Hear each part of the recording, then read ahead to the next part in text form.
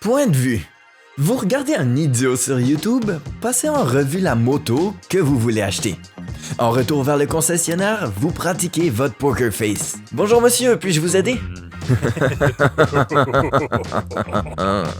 Maintenant, vous achetez quelque chose qui n'est pas une Honda Grum et un casque de taille moyenne. Donc ce sera une commande spéciale de 2 semaines, merci peu. Great. See you in 2 weeks. Ça donne le temps de remarquer le bâtiment palatial, le personnel complet. Est-ce que la rançon que vous payez permet de payer tout ça? 30%, oui. Stanford dit que 30% du PDSF d'un véhicule est lié à sa distribution. Donc, si vous êtes prêt à renoncer aux préliminaires gênants et à la poignée de main grasse, vous pourriez avoir ce Beamer à 10 000 $ pour 7 000. Mais ça n'arrivera jamais.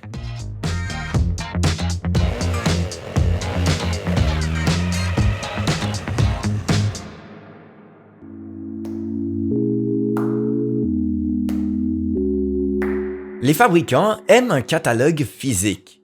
3 exemplaires de chaque modèle classés par taille pour que les gens puissent se familiariser avec les extrémités coûteuses de la marque.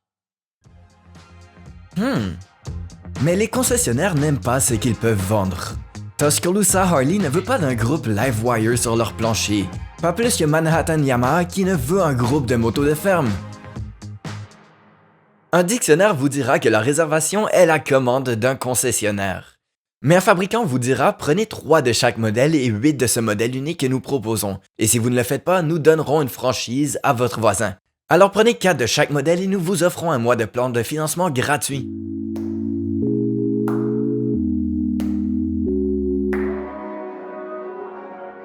Les concessionnaires n'ont pas les fonds nécessaires pour financer ce que vous voyez sur le plancher. Au lieu de cela, la filiale de financement du fabricant paie les prix de réservation totale, puis prête les motos au concessionnaire. Après 30 jours, qu'elles soient prêtes ou non, elles sont soumises à des intérêts. Plus le remboursement intégral lorsqu'une unité est vendue. Ce système financier s'appelle un plan de financement. Et ce n'est pas rien. L'année dernière, Yamaha Finance a gagné moitié moins que Yamaha Motocyclette. Les fabricants sont donc payés. Leurs entreprises de financement gagnent 3 fois plus, tandis que les concessionnaires étouffent les motos qu'ils ne peuvent pas déplacer. À 9 mois, un concessionnaire est impatient de se débarrasser de sa dette et à 18 mois, la vente n'est plus une question de maximisation du profit, mais de minimisation de la perte. Faites la moyenne et les concessionnaires gagnent 6% de la vente des motos neuves. Dans leur livre, une moto qui passe la porte importe moins que de la récupérer pour les changements d'huile.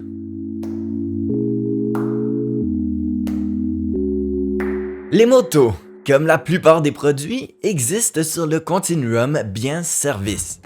En achetant une moto, vous achetez un bien de base ainsi que des services rendus. Des services comme le transport depuis l'Inde, l'assemblage à partir de la caisse et les futures interventions sous garantie. Pour BMW, ce sont des coûts inéluctables.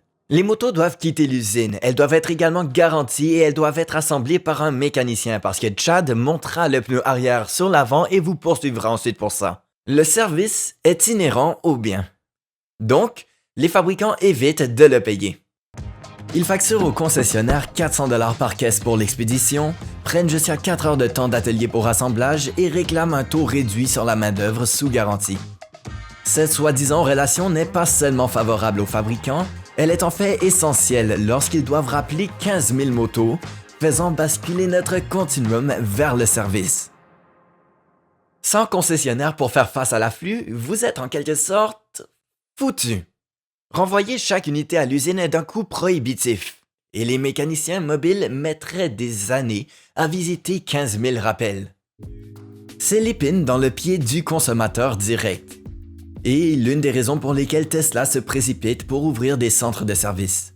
Donc, encore une fois, les fabricants aiment les concessionnaires de la même manière que les hommes aiment les ventouses. Et ils ne coûtent rien à entretenir, mais ils sont simplement et crucialement là quand vous avez besoin de rappeler votre merde.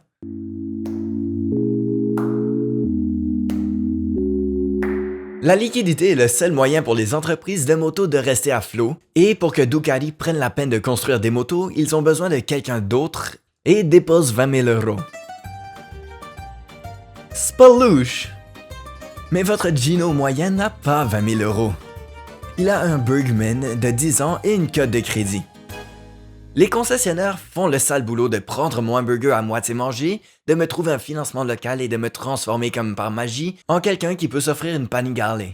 Et Ducati, sans effort et essentiellement, vend une moto. Maintenant, disons que Ducati arrête de vendre des motos et que le marché de luxe est aussi changeant que les restrictions de COVID. Mais la chaîne de fabrication de Ducati ne l'est pas. Elle s'étend sur le verger de caoutchouc en Thaïlande au forum d'assemblage à Bologne sans bouton de pause. Alors où envoyez-vous les motos? Ce problème n'est pas anodin. Lorsque Suzuki a manqué de place dans son stock pendant la crise financière mondiale, elle a dû arrêter sa chaîne de fabrication et a mis 1 an à la redémarrer. Donc, le bourrage de canaux. En forçant les concessionnaires à acheter des motos, les fabricants remplissent le canal de distribution de produits non désirés jusqu'à ce que la demande reprenne, ce qui constitue une isolation contre les périodes de froid sur le marché. Encore mieux, le bourrage de canal peut être gagné. Disons que Triumph a un trimestre mince. Plutôt que d'admettre des chiffres faibles aux actionnaires, il force un tas d'unités dans les gorges de concessionnaires juste avant le jour du budget. Maintenant, les comptes semblent bien remplis pour Triumph, mais leurs concessionnaires sont endettés pour 10 Speedmaster que personne ne veut acheter. Et même si un type le faisait, il ne paierait pas le PDSF alors qu'il y en a 9 autres qui prennent la poussière. J'ai choisi Triumph dans cet exemple non pas imprudemment, mais trop bien. Leur PDG Greg Heichelbeck a été démasqué pour ce genre de bourrage de canaux. En voyant une telle surveillance, on comprend pourquoi il est peu probable que les fabricants abandonnent leur échafaudage. Les concessionnaires pèsent le mou à la base rouillée de leur chaîne d'approvisionnement avec l'argent des consommateurs, laissant les fabricants libres de passer des commandes depuis les nuages. Au Canada, on appelle ça avoir son orignal et le manger aussi, mais en économie, on parle de désintégration verticale. Pourquoi Honda devrait-il traiter avec ses 117 256 clients individuels avec leurs besoins bon marché et non évolutifs? Ils préfèrent faire quelques ventes en gros aux concessionnaires sous leur coupe plutôt que se laver les mains du reste. De temps en temps, un fabricant essaie de repeindre les maillons de la chaîne d'approvisionnement aux couleurs de l'entreprise, mais il se rend vite compte que cela ne la rend pas plus courte, ni moins chère.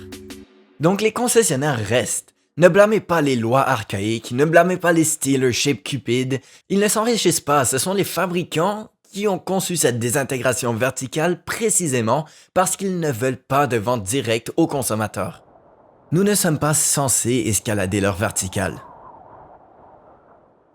Oups! Et cette montagne est une métaphore, mais elle est aussi réelle. De la même manière que nous fulminons figurativement contre les fabricants, ils pourraient vraiment être en train d'écouter, donc, pendant qu'on est là-haut,